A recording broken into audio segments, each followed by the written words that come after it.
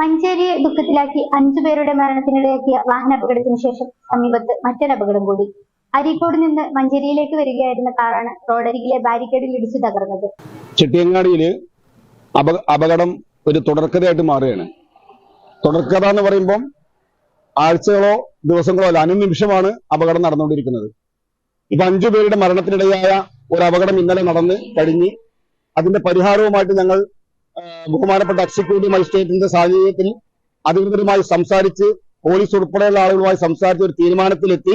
ഇന്നതുമായി ബന്ധപ്പെട്ട road safety പ്രവർത്തനങ്ങൾ തുടങ്ങാനിരിക്കുകയാണ്. വീണ്ടും അതിന് തൊട്ടടുത്ത് ഒരു അപകടം ഉണ്ടായിട്ടുള്ളത്. റോഡിന്റെ അശാസ്ത്രീയത എന്നല്ലാതെ എന്താ അതിന് പറയേണ്ടത് ഞങ്ങൾക്കറിയില്ല. ഇത് വല്ലാത്തൊരു സാഹചര്യമാണ് ഉണ്ടാക്കിയിട്ടുള്ളത്.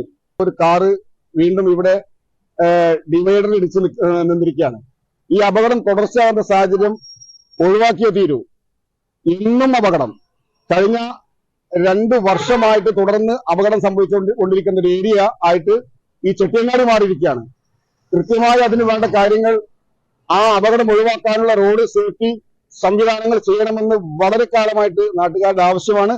ആ ആവശ്യമായിട്ട് നമ്മൾ മുന്നോട്ട് പോയിക്കൊണ്ടിരിക്കുകയാണ്.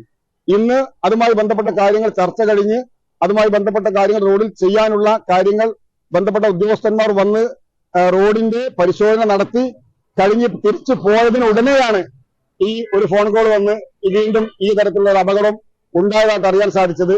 അപ്പൊ അതുകൊണ്ട് എത്രയും പെട്ടെന്ന് ഇന്നെടുത്ത തീരുമാനം ഒന്നുകൂടെ സ്പീഡാക്കിയിട്ട് മുന്നോട്ട് പോയി റോഡ് സേഫ്റ്റിയുമായി ബന്ധപ്പെട്ട കാര്യങ്ങളിലേക്ക് ബന്ധപ്പെട്ട അധികൃതർ കടക്കണമെന്നാണ് ഈ അവസരത്തിൽ പറയാനുള്ളത്.